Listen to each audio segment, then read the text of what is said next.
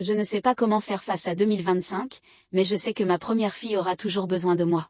Cela fait maintenant 3 ans que mon bébé est parti, né prématurément à 23 semaines, les pieds en premier. Et parfois, j'ai l'impression que je ne pourrai plus jamais respirer correctement. Mais je dois continuer, pour ma fille aînée. Elle ne sait rien de tout cela, et je ne veux pas de conseils, juste exprimer ce que je ressens. Mon bébé me manque terriblement, et ce manque sera toujours là.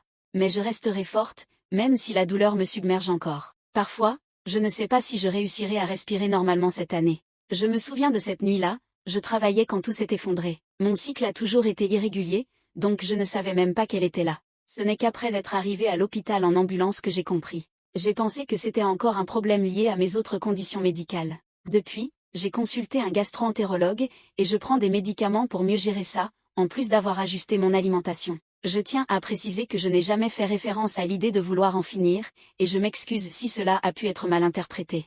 Ce que je voulais dire, c'est que chaque année qui passe sans elle rend la respiration plus difficile. J'ai fait des progrès, mais il y aura toujours des moments où la douleur sera écrasante. Quand j'ai vu son visage, tout ce que je voulais, c'était qu'elle vive, plus que je ne pourrais jamais l'exprimer avec des mots. Mais les médecins ont fait tout ce qu'ils pouvaient dans ces circonstances, et je l'accepte. Pourtant, le vide qu'elle a laissé reste, et il me faudra du temps pour apprendre à respirer à nouveau. Abonnez-vous pour plus d'histoires captivantes.